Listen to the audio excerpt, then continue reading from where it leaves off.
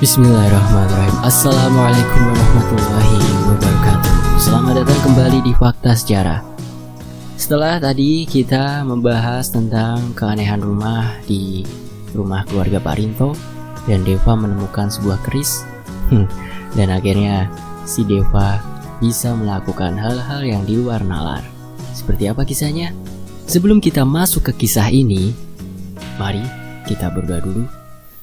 A'udzu bikalimatillahi tammati min syarri ma khalaq.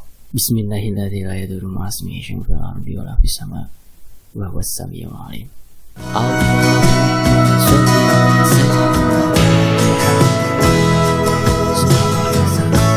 Ini dia selengkapnya Deva Anak, ditulis oleh Om Ras.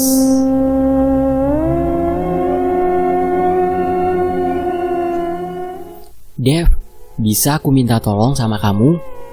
Tanya salah satu teman sekolah Deva yang dikenal sebagai anak pendiam tersebut dengan raut wajah memelas menatap Deva penuh harap. Tolong? Tolong apa? Kalau aku bisa pasti aku bantu kok. Aku jelaskan dulu Dev, tapi bukan di sini. Kita kesana aja yuk. Ujar anak itu lagi seraya menunjuk ke arah warung kosong yang tak jauh dari halaman sekolah. Deva mengangguk, lalu berjalan mengikuti Fahru.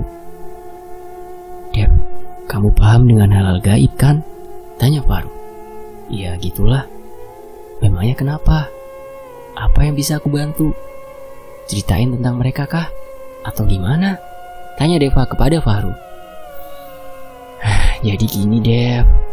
Terlebih dulu Fahru menoleh ke sekitarnya sebelum melanjutkan ceritanya. Aku punya kakak Dev.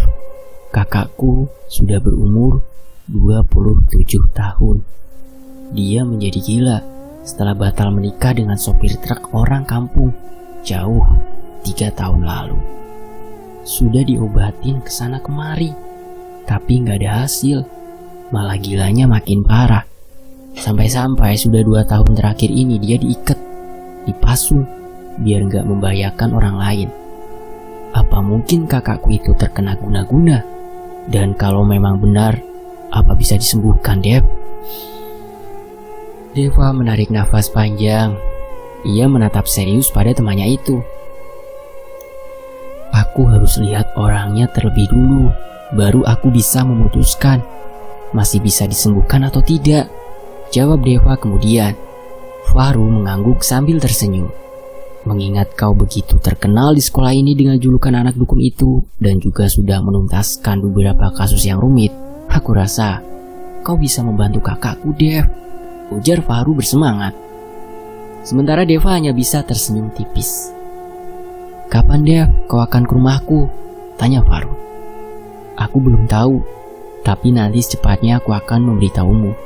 Kau simpan saja nomor handphoneku, jawab Deva. Aku gak punya HP Dev, ujar Fahru cepat.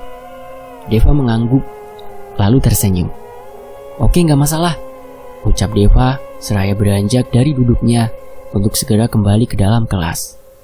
Sepulang sekolah, Deva sengaja menunggu Rini di dekat jalan.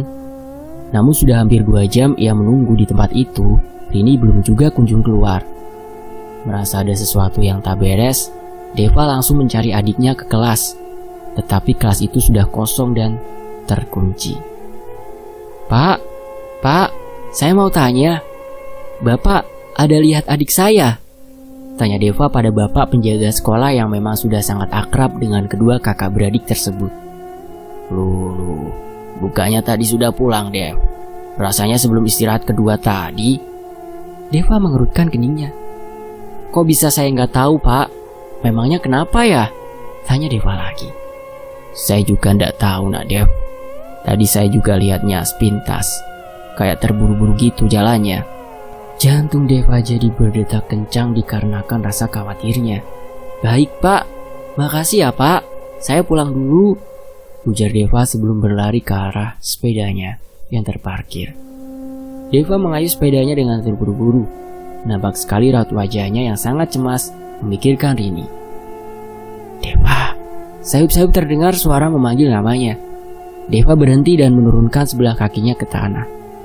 Ia melihat ke sekeliling, mencari-cari sumber suara yang memanggilnya tersebut. Hush, Angin dingin menyapu tubuhnya, membuat Deva seketika merinding. "Triana, aku tahu itu kau. Keluar," ujar Deva. Beberapa kali tubuhnya disapu angin dingin yang membuat Deva sedikit menggigil. Tiba-tiba dari arah belakangnya terdengar suara lembut menyapa Deva. "Deva." Saat Deva menoleh, sesosok perempuan cantik bergaun putih indah berdiri sambil tersenyum ke arahnya.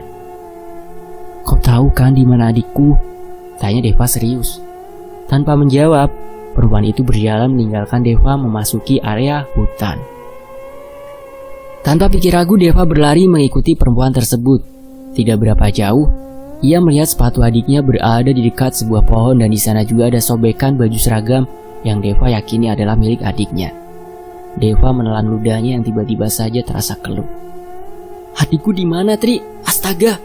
Belum lagi selesai pertanyaan Deva, ia sudah melihat kakek yang dulu pernah menolongnya terkapar, tak sadarkan diri dengan penuh luka. Kek, bangun kek!" ujar Deva bergetar.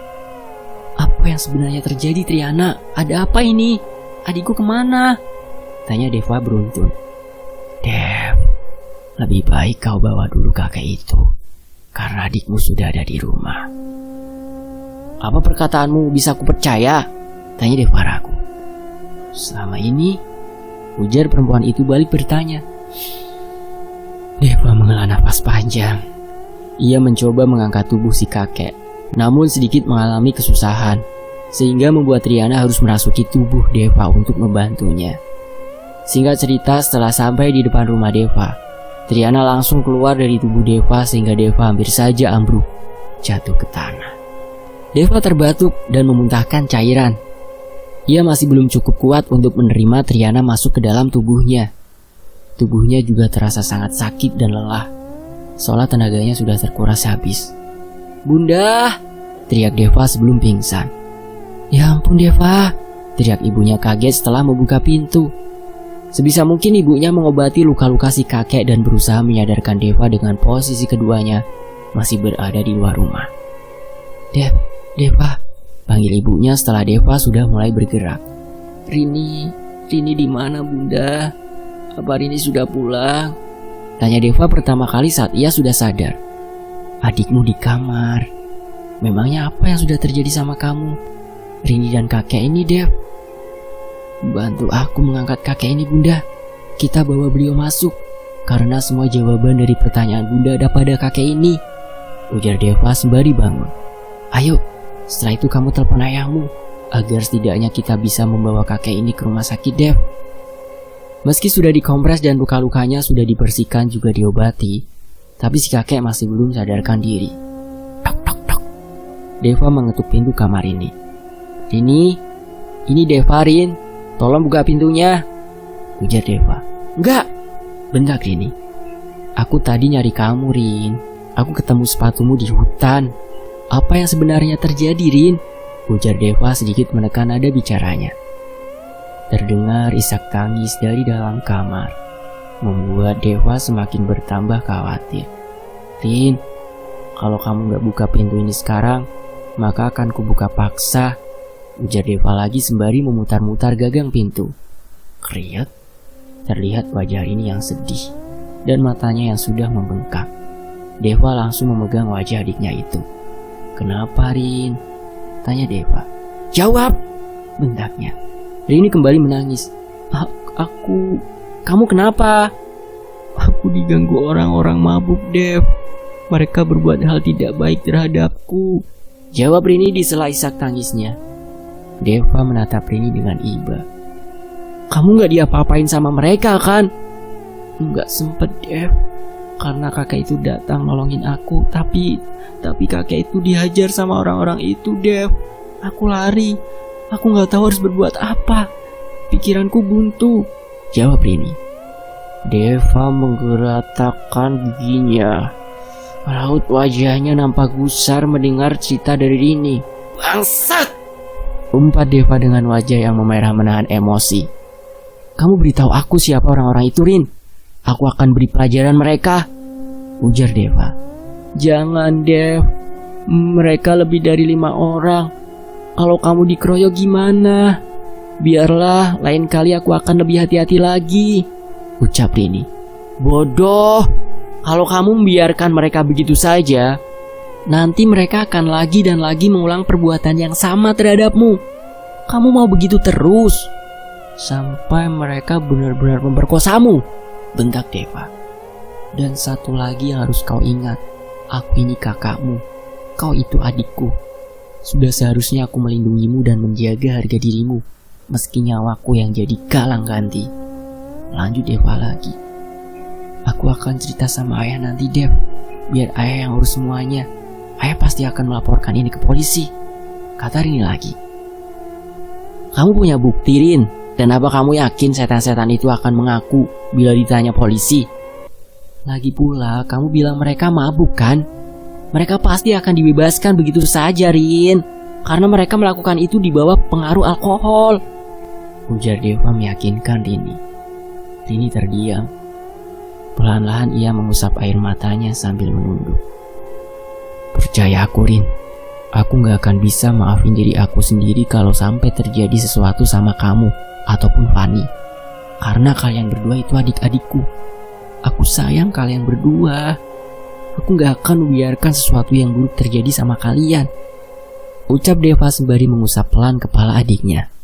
Rini menatap sang kakak. Salah satu dari mereka adalah orang yang sering duduk di pos kosong itu, Dev. Yang sering liatin kita itu. Deva mengalihkan pandangannya menuju jendela. Deva nampak mengingat-ingat orang yang dimaksud oleh adiknya itu. Oh, aku tahu. Oke, kamu tunggu di sini, Rin, ujar Deva sebelum berjalan keluar kamar. Dev, panggil Rini. Di luar. Melihat Deva yang tergesa-gesa mengenakan sepatu, ibunya merasa heran. Mau kemana kamu, Dev? Tanya ibunya. Aku ada urusan sedikit, Bun. Aku pamit ya, jawab Deva. Ayahmu sudah ditelepon? Tanya ibunya. Belum, Bun, aku lupa. Bunda aja ya yang telepon ayah. Aku harus cepat-cepat pergi nih. Anak ini, gumam ibunya sambil menggeleng-gelengkan kepalanya. Deva berjalan ke arah di mana sepeda motor ayahnya terparkir. Dengan kunci yang ia dapat di laci TV tadi, Deva langsung menghidupkan motor ayahnya itu. Dengan cepat Deva sudah melesat pergi meninggalkan halaman menuju ke arah pos yang sering digunakan pemuda-pemuda untuk bersantai. Sial, mereka nggak ada di sini, umpat Dev kesal. Mereka tahu salah, Dev, dan mereka tidak akan berani datang ke sini. Tapi nanti setelah beberapa hari mereka juga akan muncul dengan sendirinya karena menganggap adikmu sudah melupakan ulah mereka, ucap Triana yang sudah berada di boncengan Dev. Ah, kau ini mengagetkan aku saja, Tri, ujar Dev agak kesal dengan kemunculan Triana. Kau tahu pikiranku lagi kacau begini malah ngaget-ngagetin. Emosi aku, Tri. Lain kali, kalau kau mau menampakkan diri, jangan seenaknya gini. Setidaknya ucapkan permisi dulu atau say hello. Namun saat Deva menoleh ke belakang, Triana sudah tak ada di boncengan. Lalu muncul di seberang jalan dengan senyuman manisnya dan melambaikan tangan ke arah Deva. Halo, sapanya. Ah, telat, Tri. Deva mengendarai motor ayahnya tersebut sampai ke ujung desa. Dan yang dikatakan oleh Triana sepertinya memang benar. Karena sampai sejauh itu, Deva belum bertemu dengan orang yang dimaksud oleh adiknya. Deva memutar arah untuk pulang ke rumahnya. Setibanya Deva di rumah, Deva memarkirkan motornya di halaman, lalu berjalan menuju pintu. Tapi pintu terkunci rapat dari dalam. Rin, ini aku, Dev. Tolong buka pintunya, aku haus, teriak Deva. Namun sepertinya rumah itu sudah kosong, tak ada orang sama sekali. Diana, panggil Deva sebelum duduk di terasnya. Lihat, pintu terbuka. Sesosok perempuan cantik dengan gaun putih yang indah berdiri di sana. Halo, Dev, sapanya. Dengan tatapan tajam, Deva menatap perempuan itu sebelum akhirnya ia masuk ke dalam rumah. Rin, panggil Dev. Sepertinya hanya ada kamu dan aku di dalam rumah, Dev, ucap Triana. Orang-orang rumah kemana? Entahlah, tapi kurasa mereka pergi bersama ayahmu, jawab Triana sembari duduk di kursi santai milik ayah Deva. Loh Dev, kok kamu bisa ada di dalam? Tanya ibunya sedikit agak bingung. Deva mengucek-ngucek matanya yang masih terasa kelat. Kakek itu gimana bun? Ujar Deva balik bertanya. Beliau mengalami luka yang serius Dev. Masih belum sadarkan diri. Bunda sangat berharap kalau kakek itu bisa melewati masa-masa kritisnya. Beliau orang baik Dev. Entah siapa yang tega melakukan perbuatan sekeji itu pada beliau. Ayahmu juga sudah melaporkan kejadian ini pada pihak yang berwajib. Semoga saja bisa diusut sampai tuntas dan pelaku kekerasan itu bisa dipenjarakan. Jawab ibunya seraya duduk. Deva mengangguk, matanya jauh menatap jam yang terpajang di dinding. Malam itu Deva tak bisa tidur memikirkan tentang adiknya. Ia khawatir jika hal yang buruk akan terjadi lagi pada Rini. Deva bangun dari kasurnya dan berjalan ke arah meja belajarnya. Ia membuka laci paling bawah lalu mengambil keris yang dililit kain kuning tersebut. Perlahan-lahan Deva membukanya. Ia menyebut nama Triana 3 kali, lalu perempuan bergaun putih yang indah hadir di ruangan tersebut. Triana, aku sekarang serius. Ucap Deva seraya menatap wajah pucat perempuan di hadapannya itu. Aku pun begitu, Dev. Kau tahu di mana pelaku pelecehan terhadap adikku itu sekarang? Tanya Deva. Triana terdiam. Lalu beberapa saat kemudian ia mengangguk. Bisa kau tolong aku? Tanya Deva. Niatmu tidak baik, Dev. Aku tidak akan menolongmu. Jawab Triana. Deva menghela nafas panjang. Memang tak berguna aku mempunyai teman seperti kamu. Lebih baik keris ini aku kubur lagi.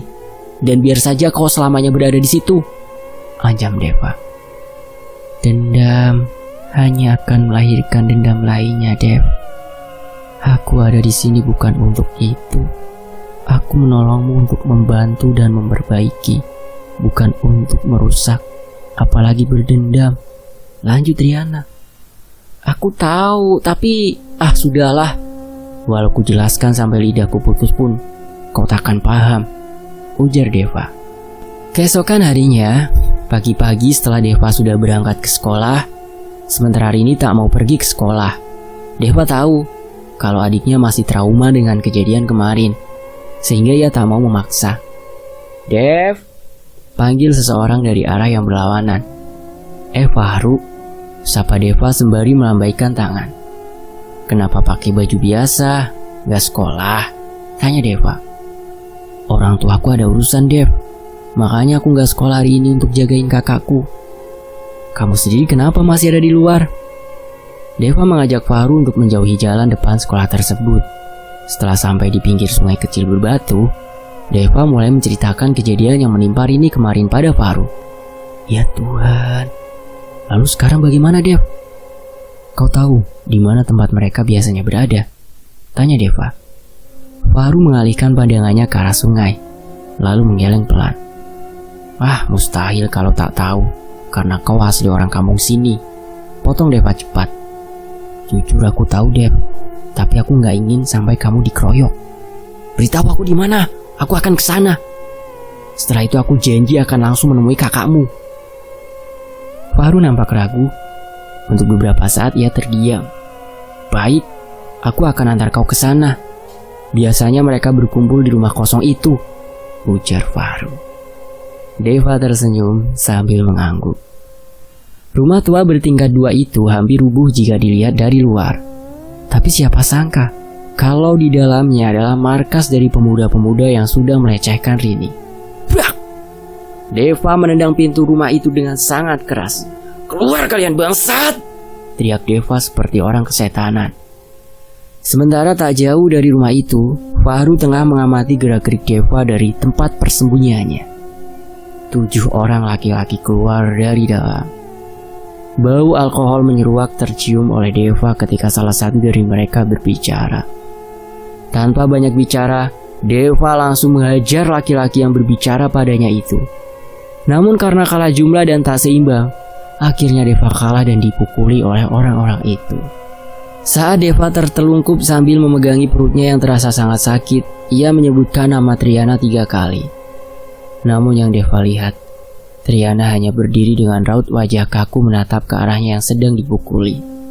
Dan saat Deva hampir pingsan, terasa ada hawa panas yang masuk ke dalam tubuhnya, lalu semuanya pun menjadi samar-samar. Deva yang sudah dirasuki oleh Triana kembali bangkit. Matanya tajam menatap orang-orang tersebut. Hanya dengan gerakan tangan, Deva mampu melumpuhkan orang-orang itu dari jarak beberapa meter. Fahru yang sudah berada di depan pintu sambil membawa kayu yang sudah lapuk di tangannya itu berdiri menatap takjub ke arah Deva. Beberapa kali ia mengusap-ngusap matanya, meyakinkan diri kalau yang baru saja ia lihat itu nyata atau hanya halusinasi saja. Terdengar juga Deva meracaukan kata-kata dalam bahasa yang sangat aneh dan tak dipahami apa maknanya. Ketujuh laki-laki itu dibuat gelagapan menghadapi serangan Deva. Salah satu dari mereka yang sudah berdarah-darah segera lari keluar rumah. Fahru terjatuh karena ditabrak oleh orang-orang yang melarikan diri tersebut. Deva menatap tajam ke arah orang-orang itu. Lalu sesaat setelahnya Deva ambruk. Dev, bangun Dev. Aduhai, kayak apa ini? Dev, Ika makan apa? Matikah pingsan? Ujar Fahru dengan raut wajah panik. Segera ia mencoba menyeret tubuh Deva untuk membawanya keluar. Namun entah kenapa rasanya tubuh Deva begitu sangat berat, sehingga walau Fahru sudah mengeluarkan semua tenaganya, tubuh Deva tetap tak tergeser sedikit pun. Deva, cepat bangun Dev. Aku takut mereka kemari lagi Dev. Bisa mati kita berdua, ujar Fahru. Setelah beberapa puluh kali gagal menyeret tubuh Deva keluar, Fahru terduduk. Nafasnya berat terdengar. Cucuran keringatnya membasahi baju yang ia kenakan. Kemudian Fahru teringat sesuatu. Lalu berlari keluar rumah kosong tersebut meninggalkan Deva seorang diri. Tidak lama kemudian ia kembali lagi dengan membawa seorang bapak-bapak yang mengenakan baju penuh dengan getah pohon. Teman saya di dalam Pak. Dia dikeroyok si Pulah dan kawan-kawan, ujar Fahru samar-samar terdengar di telinga Deva yang sudah siuman namun dengan keadaan yang sangat lemah. Fahru dengan dibantu bapak-bapak itu segera mengangkat tubuh Deva dan membawanya keluar dari area tersebut. Sesampainya di rumah, ya ampun, ini kenapa bisa begini? Jerit ibunya kaget dan panik terlihat dari wajahnya saat melihat Deva yang digotong oleh Fahru dan bapak-bapak tadi. Setelah tubuh Deva diletakkan di atas sofa, ibunya langsung mengobati luka-luka Deva dengan obat-obatan yang selalu tersedia di rumah mereka. Kamu ngapain, Dev? Kenapa bisa babak belur begini? Tanya ibunya. Deva dikeroyok dan dipukuli oleh Pulah dan kawan-kawannya, Cilai, ucap Fahru dengan wajah menunduk. Dipukuli? Kenapa bisa? Memangnya kamu buat masalah apa sama mereka, Dev?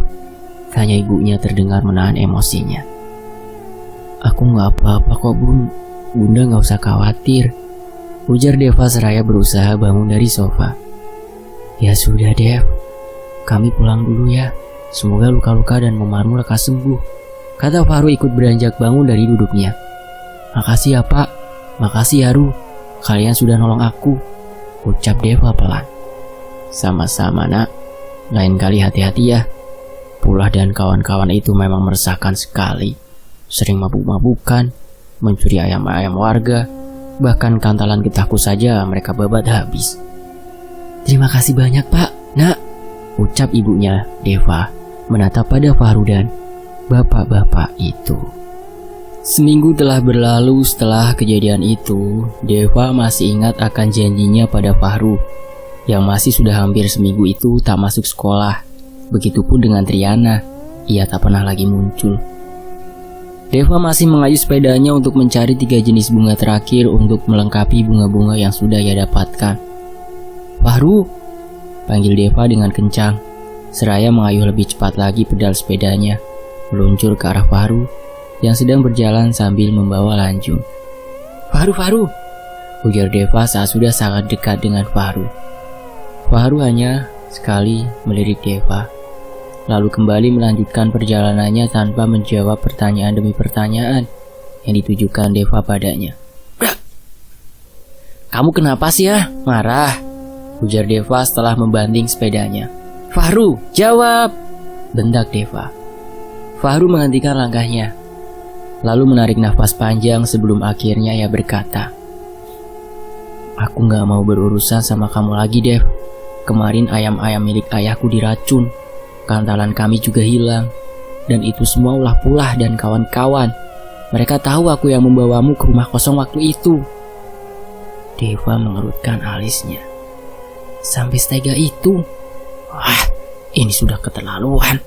Dasar bajingan-bajingan brengsek. Sialan," ujar Deva mengumpat. "Ayo, kita ke rumahmu sekarang juga," lanjut Deva sebelum berbalik untuk mengambil sepedanya yang tergeletak di jalanan. Deva berjalan sedikit di belakang dari Fahru yang hanya diam tanpa sepatah kata pun keluar dari mulutnya setelah tadi.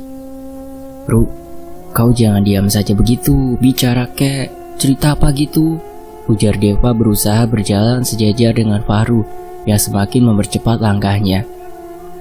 Sebuah rumah kayu yang tidak terlalu besar dan sudah reot dengan atap-atap daun yang mulai rusak berdiri di depan mereka. Dari dalam rumah terdengar teriakan-teriakan yang diselingi dengan tawa terkikik. "Ini rumahku, Dev, dan suara perempuan teriak-teriak itu adalah suara kakakku," ucap Fahru dengan wajah menunduk. "Tak apa, aku juga sama sepertimu kok. Kalian masih untung punya rumah walaupun kecil. Kalau kami waktu itu cuma ngontrak, Ru. Rumah yang ada itu pun sebenarnya bukan rumah kami," kata Deva. Fahru tersenyum menatap Deva. Deva pun ikut tersenyum. Saat kakinya hendak melangkah masuk, Triana datang dengan wajah yang sangat pucat. Ia berdiri di samping Deva tanpa berkata apa-apa. "Mau langsung lihat kakakku?" tanya Fahru yang langsung dijawab dengan anggukan kepala oleh Deva. Seorang perempuan dengan kaki dan tangan yang dipasung terlihat sedang tertawa-tawa melihat ke arah lantai. Wajahnya tertutupi oleh rambut yang sudah sangat panjang dan berbau. Triana meraih tangan Deva. Saat mata keduanya beradu, Triana mengangguk. "Ada beberapa benda yang sudah ditanam di beberapa bagian sudut rumah ini, Dev. Kau cari dan buka ikatannya," ujar Triana. "Di mana?" tanya Deva tanpa sadar mengundang perhatian dari Fahru. "Apa yang di mana, Dev?" tanya Fahru. Enggak, bukan apa-apa kok," jawab Deva gelagapan. "Di setiap sudut rumah, di dekat tiang, dan tepat di bawah tempat tidur perempuan itu," ujar Triana lagi. Mendengar perkataan Triana itu, Deva langsung bergegas keluar rumah menuju ke setiap tiang-tiang rumah. Ia menggali tanahnya dan sesaat kemudian ada sebuah bungkusan dibalut kain putih lusuh sekepalan orang dewasa. Cring, cring. Suara dari benda itu saat ditimang-timang oleh Deva. Deva sampai harus masuk ke bawah kamar untuk mengambil benda itu yang berada di bawah tempat tidur kakaknya Fahru. Di bagian bawah tempat tidur itu, Deva menemukan bungkusan yang cukup besar dari sebelumnya. Dan saat akan keluar dari bawah rumah yang cukup sempit tersebut, Deva hampir saja dipatok oleh seekor ular kobra yang datang entah dari mana. Jantungnya seakan berhenti berdetak ketika berhadapan dengan ular tersebut. Untungnya Deva segera menghentikan pergerakannya, sehingga membuat ular itu juga terdiam mematung menatapnya dengan cukup lama. Sampai beberapa saat kemudian, Deva yang sudah mulai lelah itu segera memutar otaknya agar bisa lolos dari ular tersebut. Lalu perjuangan antara hidup dan mati pun ia lakukan. Ular yang hanya berjarak tak sampai 1 meter darinya itu membuat Deva sedikit susah untuk melakukan pergerakan yang akan membuatnya lolos. Sehingga lagi-lagi Deva harus mengurungkan niatnya itu. Untungnya Fahru datang dan mengintip ke bawah rumah. Ia nampak syok saat melihat Deva dalam bahaya.